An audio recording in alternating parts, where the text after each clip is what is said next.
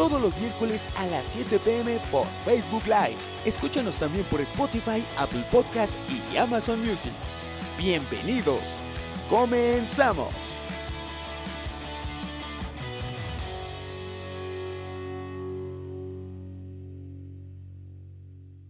¿Qué tal, amigos? Bienvenidos a otro podcast de Voces de la Nación de la revista La Nación. Espero que se encuentren muy bien. Yo soy Jerry y el día de hoy tenemos a un invitado muy especial, Juan Antonio García Villa. Él es consejero nacional del PAN.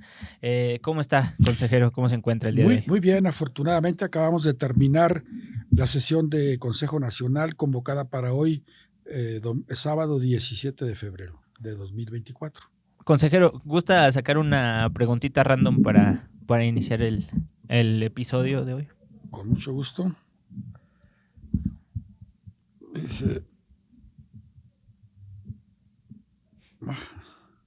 ¿Gusta que la...? No, es que está como...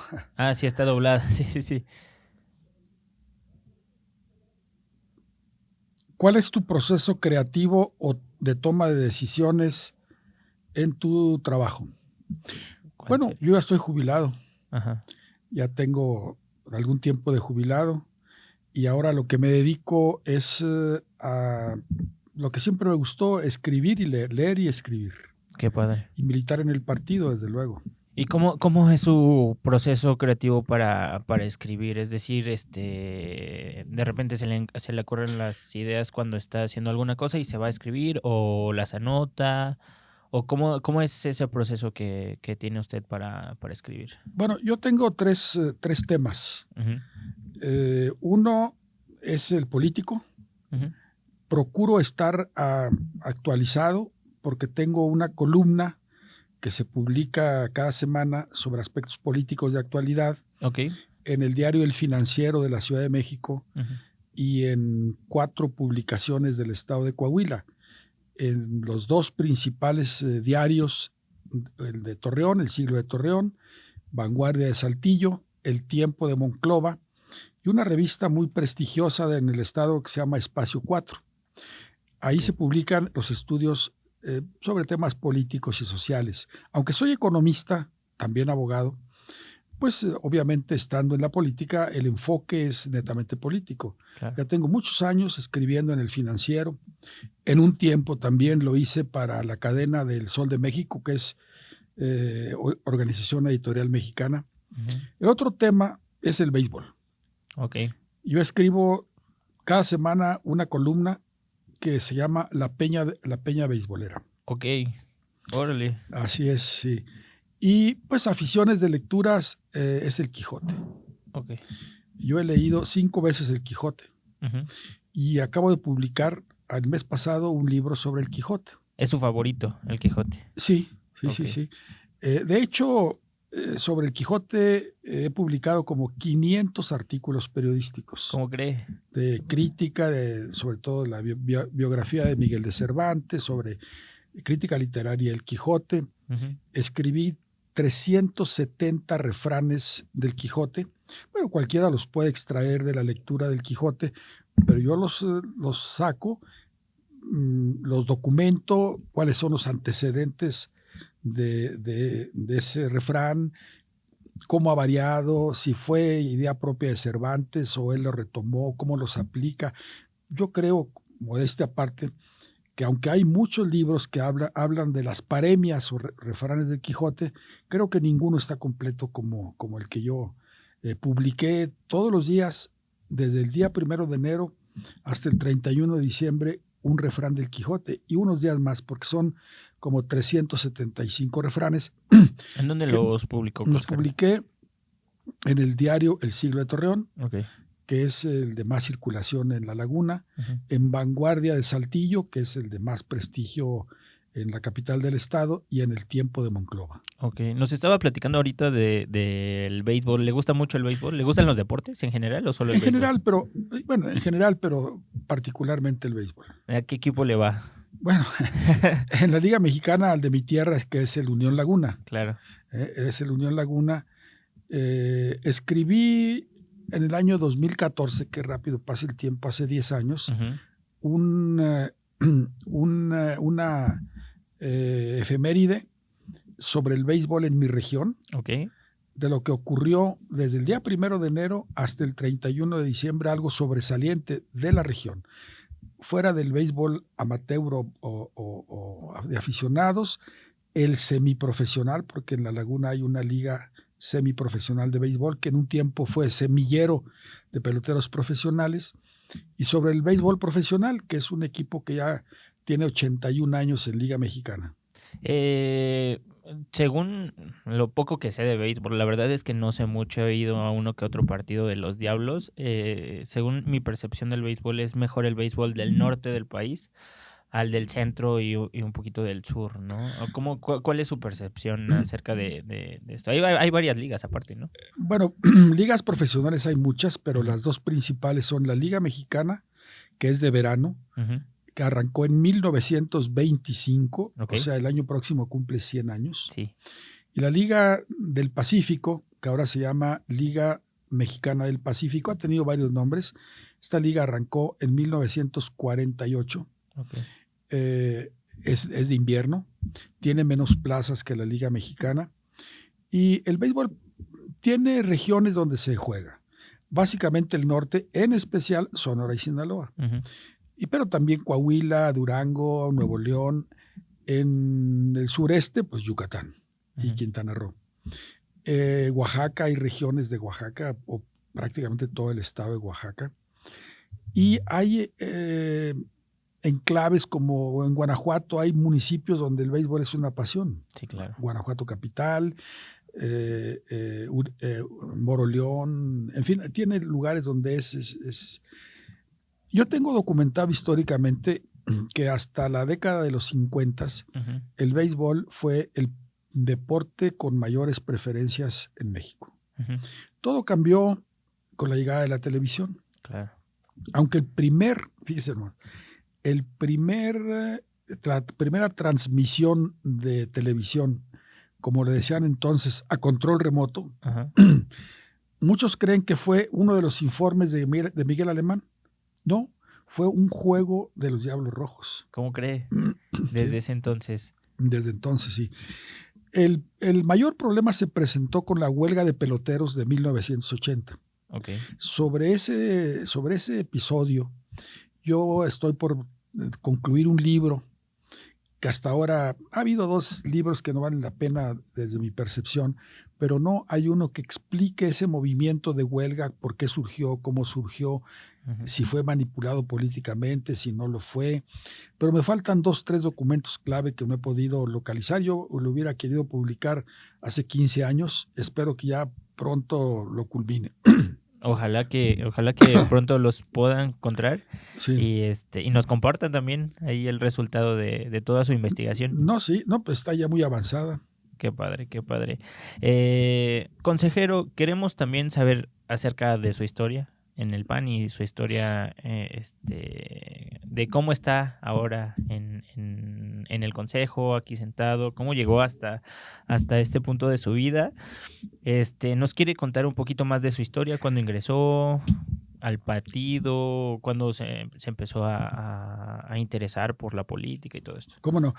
Yo ingresé a Acción Nacional en abril de 1961.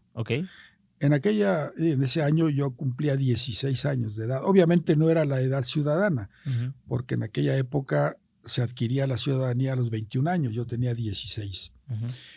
Ingresé en el 61, que fue probablemente en lo que llevaba de historia el partido la peor época, porque desde que el partido empezó a postular candidatos en elecciones federales, que la primera vez fue en 1943, iba en ascenso la votación, tanto en número de sufragios como en porcentaje de votación, desde entonces hasta la primera caída que se presenta en 1961.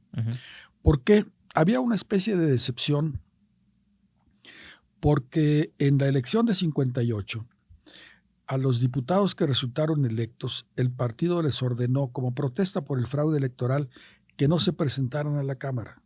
De 6, nada más 2 se disciplinaron. 2 se disciplinaron, uno de ellos, don Felipe Gómez Montt, y por eso en la elección de 61 la votación bajó. Okay. Y en ese momento llego al partido, además de que en las elecciones intermedias siempre la votación tiende a disminuir, tanto en número absoluto de votos como en porcentaje de votación, a veces en el caso del PAN, aunque no se había presentado en aquella época hasta ese momento. Entonces, digo, yo entro en el peor momento, porque es cuando el PAN sufre su primera caída histórica en votación, cuando había una especie de desánimo entre los militantes porque no teníamos diputados. Bueno, ingreso yo al partido y me involucro.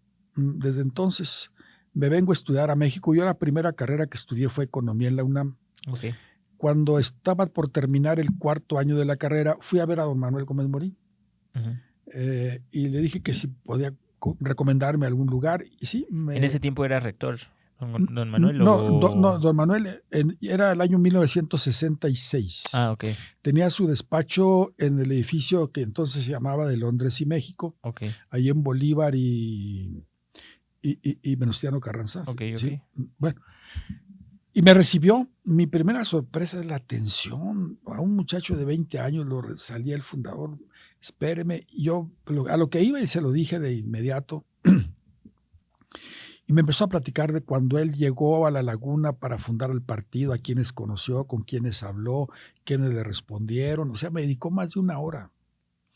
Y cuando termino, yo me sentía incómodo porque pues sentía que le estaba quitando tiempo valioso para él. Y él me seguía platicando. Y ya cuando me despido, sale hasta ahí y me deja en el elevador. O sea, era una persona de una gran sensibilidad humana y de una gran calidad humana, ¿no? Sí. Regreso a mi tierra y en el 67 ya no me tocó el movimiento del 68 y me involucro entonces más en el PAN. En el año de 1970, elecciones federales, cuando fue nuestro candidato Efraín González Morfín, yo apenas tenía la edad que entonces era de 25 años para ser candidato. Okay. Y en ese primer año soy por primera vez candidato del PAN a diputado federal por el único distrito que había con cabecera en Torreón. Bueno, pues en aquella época, con todo y que teníamos un magnífico candidato a la presidencia, pues obviamente quedamos muy abajo en la votación. Y después participo en el 73 y luego en el 76 hasta el 1979, que gano por primera vez la elección, que se reconoce y me convierto en diputado federal a la 51ª legislatura. Después de ganar esa elección, ¿qué siguió para usted en el PAN? Bueno, cuando termina esa legislatura federal, ingreso al Congreso del Estado. Fui el primer diputado local que el PAN tuvo en Coahuila en toda su historia. Sí.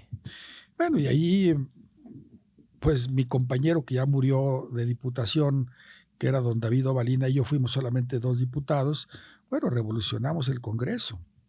Anteriormente o anterior a nuestra llegada, la prensa ni se ocupaba del Congreso, ni se ocupaba.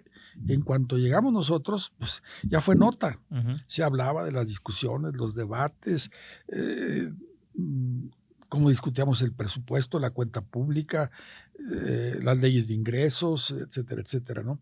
Pero el primer triunfo que tuvimos fue que al iniciar el periodo después del informe del gobernador, que era para la apertura del periodo de sesiones, pues llegamos al Congreso y nos mandan decir que ya pasen al salón de comisiones para la sesión. ¿Cómo que al salón de comisiones? Sí, es que ahí se reúne ya para que se termine rápido y se vayan. No. La ley dice, la ley del Poder Legislativo, dice que las sesiones son públicas y en el recinto oficial. Y bueno, y va el Ujier y le dice al pastor de los diputados del PRI y regresa. No, ¿qué es ahí? Bueno, entonces no vamos a ir y nos vamos a poner de plantón afuera del recinto del Congreso y que vengan los periodistas para que den cuenta de lo que se está haciendo. De que no quieren hacer las sesiones públicas y en el recinto del Congreso. Y luego regresa. No, dice que el recinto nada más es para los informes del gobernador. Pues no, señor. Eso no dice la ley. Bueno, ahí vimos que venían bajando todos los diputados y por primera vez, pues no sé desde cuándo, las sesiones fueron públicas y como tenía, es todavía la fecha, un auditorio muy grande, pues empezó a ir la gente. Se llenaba. Yo creo que gente que no tenía más que hacer iba a ver las discusiones. Entonces los del PRI, que no estaban acostumbrados al debate, se valían de un diputado que tenía el Frente Cardenista de Reconstrucción Nacional. Y los debates eran entre nosotros y los del Frente, los del ferrocarril, le decían el partido del ferrocarril. Los del PRI pues nomás nos veían y empezamos a ver que pues compraban al diputado del PRI, un diputado Montenegro que terminó el pobre mal, que era el que nos atacaba, pero le dábamos unos aplastones al mentado Montenegro y bueno, pues empezó a hacer noticia el Congreso. Y de entonces para acá, cuando menos, los ciudadanos ya saben que hay un Congreso, que hay un Poder Legislativo, que aprueba las leyes, que discute el presupuesto, etcétera, etcétera, ¿no? Claro. Diría que parecieran esfuerzos pequeños, pero son grandes esfuerzos para que la democracia pues fuera evolucionando en el país. Y a comparación de lo que estamos viviendo en este momento, pero ahorita vamos a ese tema, ¿no? Pero... No, tiene razón, es como cuando Armstrong descendió en la luna, que cuando bajó fue el primer ser humano que pisó la luna, dijo, este es un pequeño paso para mí y enorme para la humanidad. Pues así más o menos fue. Exactamente. Así más o menos fue. ¿Qué fue lo que más le atrajo a usted de la forma de pensar del PAN? ¿Algún escrito o algún manifiesto? ¿Qué es por lo que hoy en día sigue en el PAN que usted dice, esto es lo más rescatable y se tiene que defender? Quizá lo que no comenté al inicio y debía haberlo hecho es por qué ingresé al PAN.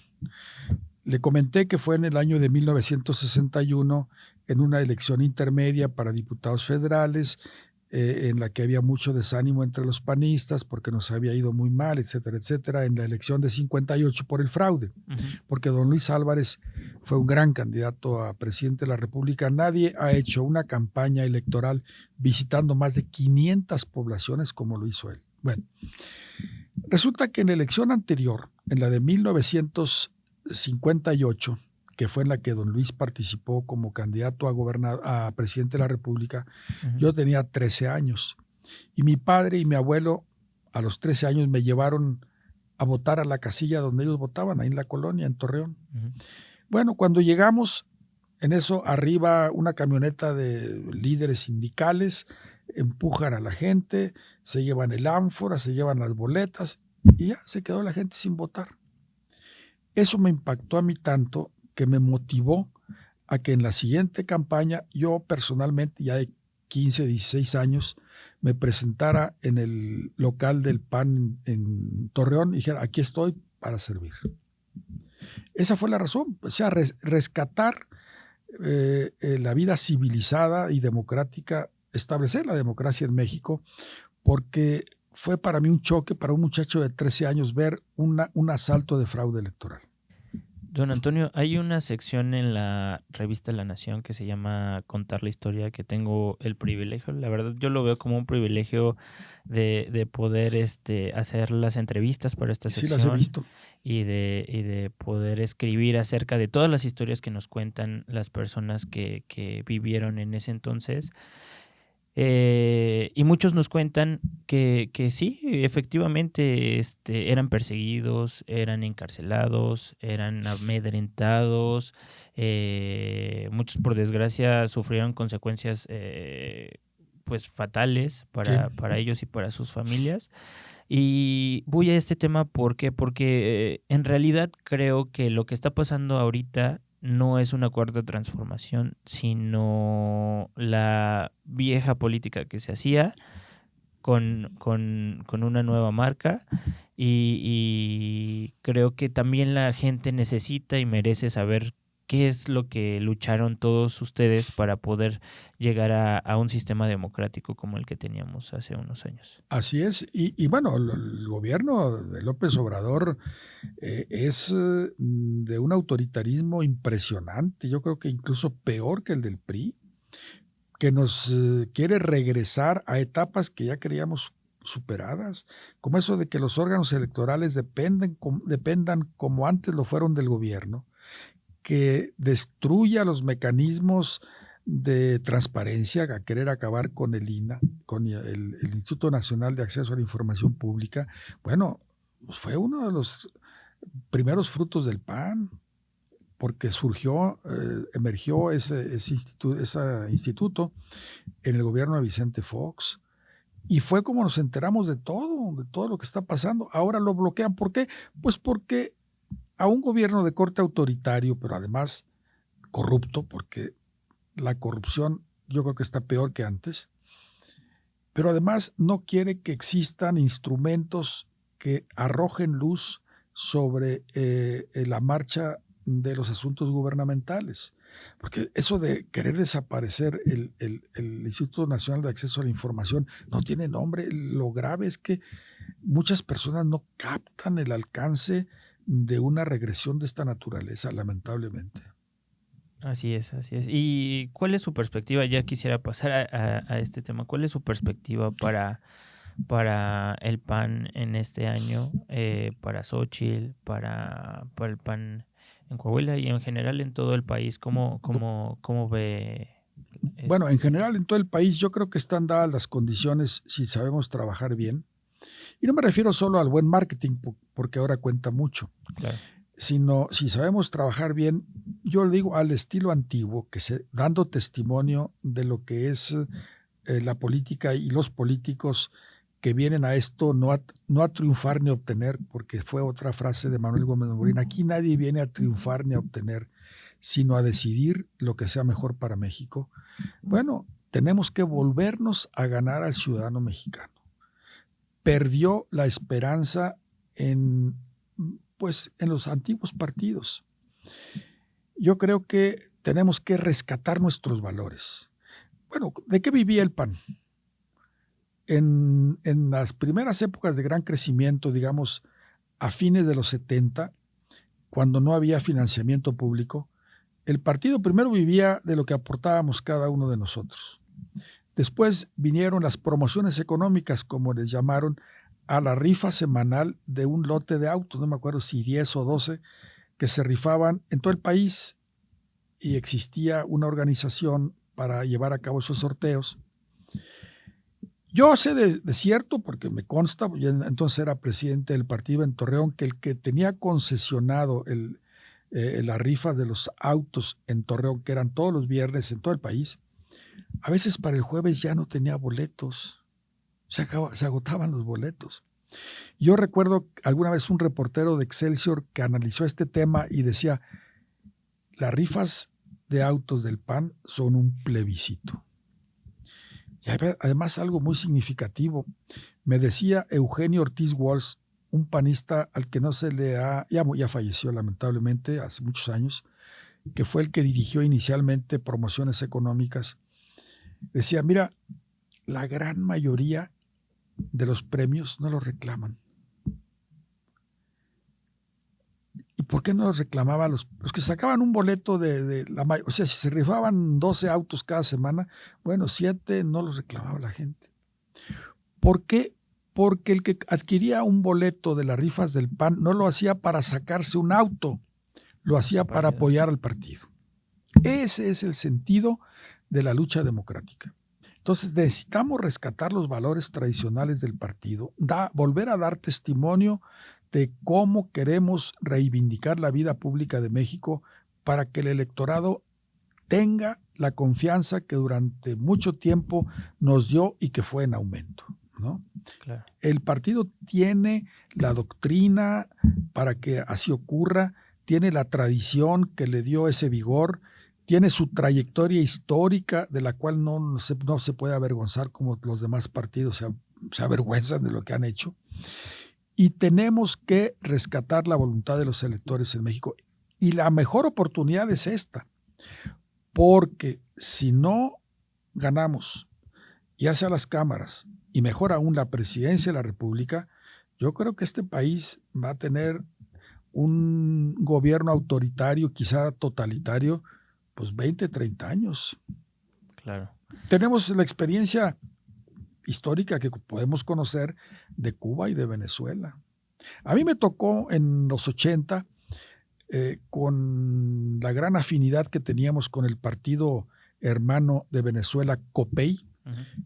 COPEI era el Partido Demócrata Cristiano de Venezuela, era Confederación de Organizaciones Político-Electorales Independientes, COPEI,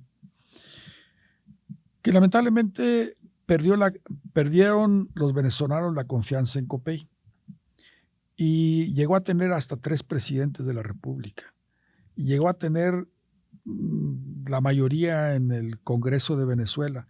La última ocasión que yo supe tenía 1 o 2 diputados. Que no nos pase eso, al contrario, que sigamos adelante, porque aunque esta brega o lucha es de eternidad, tenemos que estar vigentes siempre. La mejor manera de estar vigentes y presentes es con nuestros propios valores, que ya lo hemos dicho. Las ideas y los valores del alma, ni tenemos otras ni las hay mejores. Bueno, pues ahí tenemos la lección de un hombre extraordinario como fue Manuel Gómez Morín. Así es. Mencionaba usted ahorita el tema de cómo evolucionó la democracia y el tema del financiamiento. Y creo que es muy importante porque a lo mejor las personas no lo valoran como lo tienen que valorar, pero gracias al financiamiento y a la democracia, bueno, a la democracia y por la democracia el financiamiento a las instituciones es que hoy existe, por ejemplo, una promoción política de la mujer que puede capacitar a las mujeres y que las puede impulsar para que vayan en representación de las mujeres del país. Existe Acción Juvenil, y las capacitaciones, que más que nada el PAN es lo que quiere, ¿no? Tener ciudadanos capacitados y que sepan lo que está pasando en el país. Y mi pregunta va en ese sentido. ¿Qué le diría a los jóvenes de hoy que nos están viendo en cuanto a este tema de la democracia, de que se debe de luchar por la democracia? Muchos a lo mejor no saben qué es la democracia, pero es necesario para que todas y cada una de las voces sean escuchadas, ¿no? Bueno, primero ha tocado usted un tema marginalmente que vale la pena explicar, el del financiamiento público. No se imaginan usted y que los jóvenes que nos están viendo cómo se desarrolló este tema, este asunto al interior del PAN. Durante mucho tiempo se empezó a hablar de que, como ocurre en tantos otros países del mundo, si los partidos son entidades de interés público, es razonable que el financiamiento del gobierno apoye el desarrollo de los partidos. Bueno, esto era como hablar de una herejía en el PAN. Las veces que en convenciones, en asambleas nacionales o no se diga en los consejos nacionales se tocaba el tema, se polarizaba porque la gran mayoría de los consejeros y de los asambleístas estaba en contra de recibir dinero. ¿Por qué? Porque uno de los estigmas principales que los enemigos del PAN señalaban, no, es un partido palero, está subsidiado por el gobierno, nadie lo pudo demostrar nunca. ¿Por qué? Pues porque no fue así. Teníamos una limitación de recursos bárbara. Sin embargo, por fortuna, aunque nunca sobró el dinero, yo creo que a ningún partido político en el mundo le sobra nunca el dinero, nunca, claro. Siempre falta, pero pudimos desarrollar nuestro trabajo. Bueno, los tiempos fueron avanzando y empezó a cobrar importancia al interior del partido aquellos que decían, oye, pues está bien recibir el financiamiento público bajo ciertas reglas, parámetros, etcétera, está bien. Pues se discutió hasta que finalmente ganaron los que estaban a favor del financiamiento público. Yo, por ejemplo, tuve una evolución de estar totalmente en contra a estar a favor. Bueno, algunos dijeron tarde o temprano se van a dar cuenta que fue un error histórico. Pues de repente a mí me dan ganas de decir lo mismo, Porque si bien es cierto que los recursos son absolutamente indispensables para el sano desarrollo de un partido, no solo para que tengamos mujeres que se les facilite el acceso a los espacios de participación política porque están preparadas, de los jóvenes, pero la pregunta es, ¿se puede hacer eso sin necesidad de financiamiento público o solamente con recursos privados de los militantes? Yo creo que es algo instrumental, que puede estar bien o puede no verse bien. Lo importante es que se haga, si es con recursos públicos bien administrados, y que los recursos públicos no se conviertan como en una bolsa que está disponible por sí misma. O sea, que no lleguen a los cargos del partido aquellos que nada más van por una oportunidad de tener un ingreso, muy legítimo que sea. Mire, a mí nunca me gusta hablar en primera persona, nunca. Pero yo fui presidente del Comité Estatal de Coahuila de 1985 a 1988. Entonces no había financiamiento público, ni teníamos muchos recursos. Yo como presidente del partido tenía que hacer ahorro personal de mi bolsa para hacer un viaje de fin de semana a Monclova, a Piedras Negras, y luego pues hacer otra vez un poquito de ahorro personal, ir a Saltillo, a dar vueltas en el estado, a dar conferencias, a organizar cursos, etcétera. Pues quizá no era lo correcto, ¿no? Gravitar en las finanzas personales de los dirigentes. Pero era un gran testimonio. Ahora hay recursos, no digo que de sobra, pero bueno, tienen vehículos, tienen choferes, tienen asistentes, tienen secretarios, tienen recursos. Y la pregunta es, ¿por qué vamos para abajo? Porque vamos para abajo. En el caso de Coahuila es patético. En la última elección obtuvimos el 6% de la votación. Cuando yo entré al partido, nunca tuvimos una votación de un dígito. Siempre andábamos arriba del 12, 13%. Y 60 años después en el 6%. Algo hemos hecho mal. Y hay que reconocerlo con todo valor. Y si detectamos dónde está el error, corregirlo, claro, y retomar la senda que históricamente tuvo el partido, de una gran participación popular con o sin apoyo gubernamental, que repito, no es de suyo malo o perverso recibir financiamiento público. En casi la totalidad de los estados democráticos del mundo hay apoyos a los partidos. El asunto es que el apoyo a los partidos en materia económica no se convierta como en una especie de botín.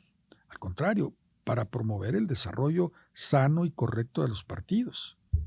Totalmente de acuerdo. Consejero, nos están viendo y escuchando por todas las redes sociales, por Facebook, Twitter, YouTube, por Spotify ahora que son las plataformas de podcast. ¿Algo que desee agregar, algo que le quiera decir a toda nuestra audiencia? Bueno, que Acción Nacional tiene principios escritos que los hemos actualizado en 3 ocasiones. Los principios del partido se discutieron en 4 jornadas, 13, 14, 15 y 16. O sea, ahora cuando venimos a una sesión de consejo de mediodía, a la gente anda desesperada. Bueno, tenemos pues unos principios de doctrina fundamentales que se discutieron. Se actualizaron en 65.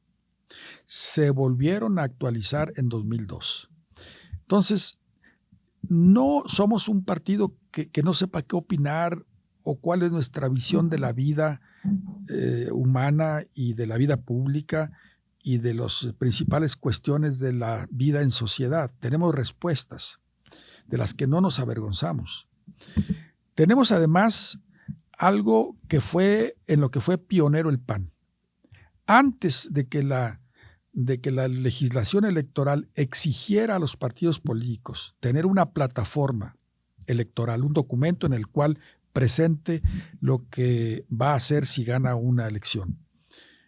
Antes de que la ley lo exigiera, a partir de 1943, cuando el PAN postuló por primera ocasión a sus candidatos a diputados federales, lo primero que hizo, aunque no lo pidiera la ley, fue presentar su plataforma política. Después la ley lo exige y lo hemos seguido presentando y se discutía incluso más intensamente antes que ahora los proyectos de plataforma. Entonces, lo que yo les quiero decir, este partido no es improvisado en materia de pensamiento. Hemos tenido pensadores muy lúcidos en Acción Nacional, muy respetables. Tenemos una doctrina, tenemos posicionamientos, porque tenemos un programa de acción política. En cada ocasión tenemos una plataforma.